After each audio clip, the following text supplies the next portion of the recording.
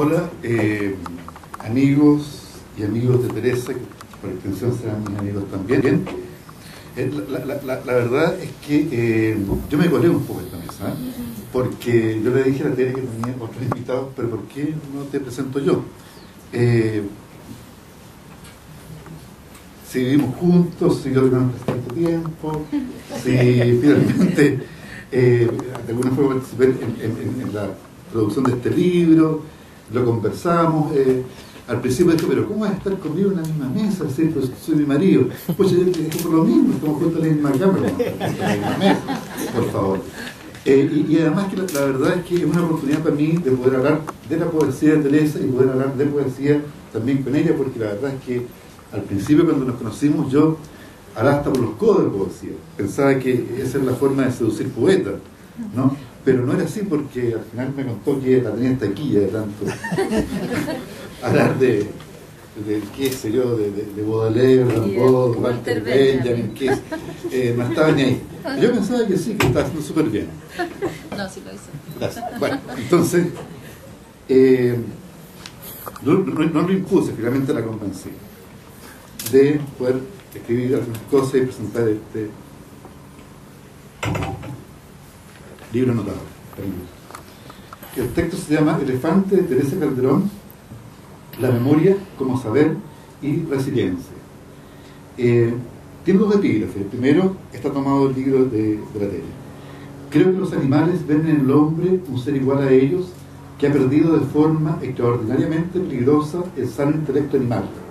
Es decir, que ven en él al animal irracional, al animal que ríe, al animal que llora, al animal infeliz. Friedrich Nietzsche.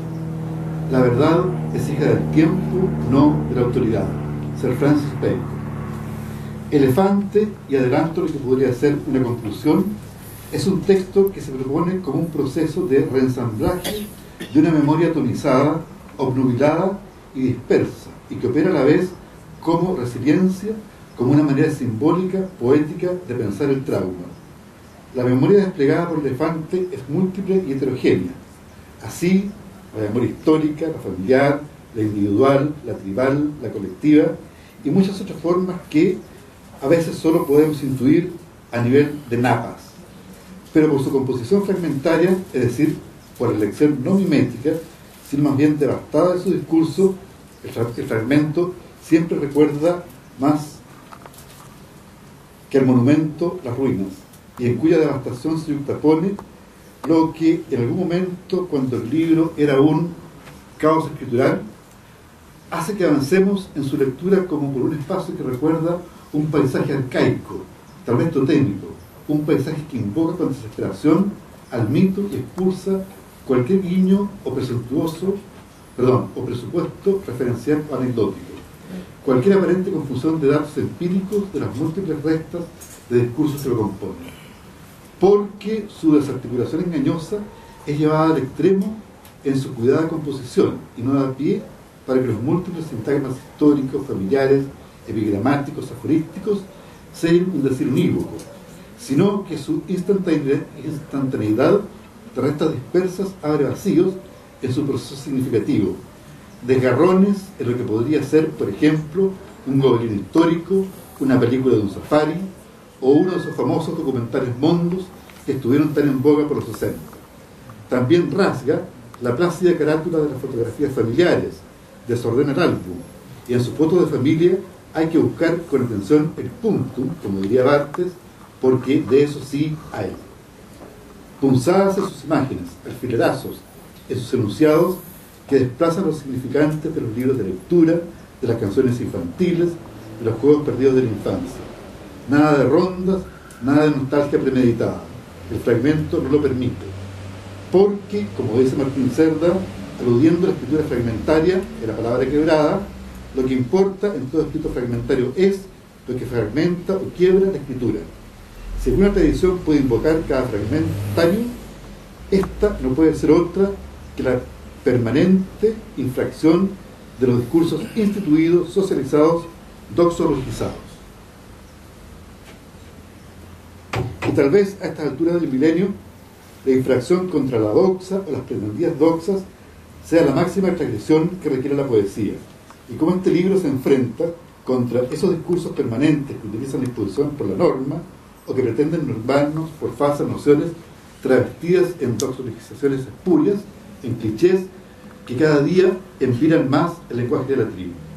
Por eso Teresa en su libro recorta como de una revista vieja, de un libro de lectura invocado, de un magazine como el National Geographic, de un manual de historia de enseñanza media, de una enciclopedia de la luz o de un texto taxonómico de carácter aparentemente ilustrado, y lo revuelve sin piedad ni conmiseración, logrando así un bricolage que nada tiene de plácido ni de placentero, porque la amalgama referencial trastrueca y congestiona desde la etología,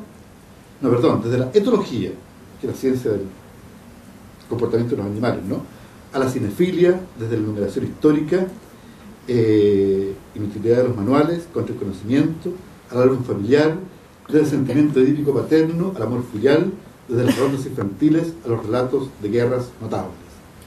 De aparente escritura límpida, insisto, Elefante es un libro que se la juega por la congestión significante. Le hace, por ejemplo, las innumerables listas referenciales que aparecen en el libro, aparentemente a propósito de escopeta, entre fragmento y fragmento. Me recuerdan la famosa enciclopedia china de animales que tanto escandalizó a Foucault hasta llevarlo a escribir todo un libro sobre el proceso de significación, las palabras y las cosas. Enciclopedia que perfectamente podría caber en el corpus de Elefante por un humor renovado para la poesía chilena que logra alejarse en este aspecto del antichiste parriano o de la coprolaria de los dandis punkis o de los viejos verdes bukowskianos o pretenciosamente sementales. El humor borgiano.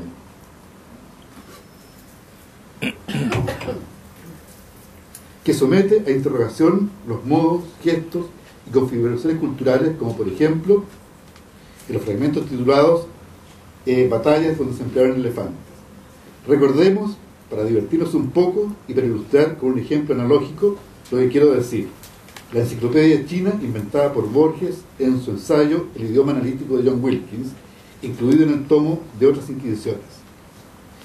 En esta cierta enciclopedia china se afirma que, comillas, los animales se dividen en A, pertenecientes al emperador, B, embalsamados, C, amaestrados, D, lechones, E, sirenas, F, fabulosos, G, perros sueltos, H, incluidos en esta clasificación, I, que se agitan como locos, J, innumerables, K, dibujados con un pincel finísimo, de pelo de camello, L, etc., M, que acaban de romper el jarrón, N, que de lejos parecen moscas.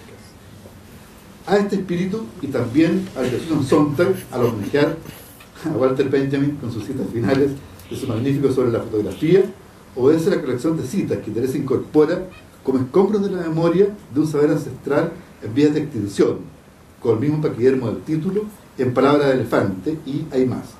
En ellas se aglutinan y yuxtaponen, como en la memoria, que busco en esta perdida de un libro leído hace años o aún por leer, a Nietzsche, Marx, George Eliot, Gandhi, Orwell, Huxley, Kafka, el conde de Rivarol, Bertrand Russell, Poe, Schopenhauer, Jacqueline Bichat, Pilar de Charran, Jordi Sabater-Pi y Sumisigue.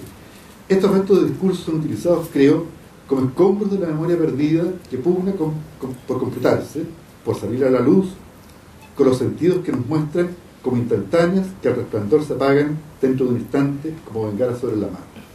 Creo que acá reside el centro del libro, como decía al comienzo. La memoria, pero no cualquier memoria, sino la que debe saberse nuevamente, es decir, recordarse, como el dictum platónico, recordar es saber, la reminiscencia.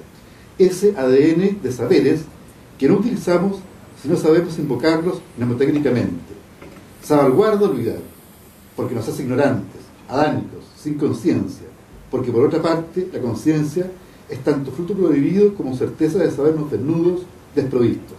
Sir Francis Bacon afirmaba en vez de la máxima platónica: ignorar es olvidar. Y en este punto, creo yo, se sitúa la memoria a la que apela el libro Elefante. Más vale ignorar por olvido. ¿No es familiar acaso esta aseveración de Bacon hecha en pleno siglo XVI en medio de las guerras religiosas? Entonces aparece el elefante de Teresa, para mi gusto, como una transfiguración posmoderna de la alegoría secularizada por Baudelaire en el París de Luis Bonaparte. Porque acá pienso reside lo fundamental de este libro poema. el temple de ánimo del hablante, neutro, no hay acá un gesto de género, o el infratexto, como el intento de pertenecer de la palabra quebrada. La memoria como una forma de saber, como un reconocimiento de nuestra humanidad, como un recuerdo remanente de la manada y como una invocación a la más primaria sabiduría, la del milenario elefante. La memoria se transforma así en la superación del desgarro, de la ira, de la culpa, de la vergüenza, del trauma al fin. La resiliencia del animal que a fin de cuentas somos, y con mucho humor y tanta y mucha ternura de frente. Gracias.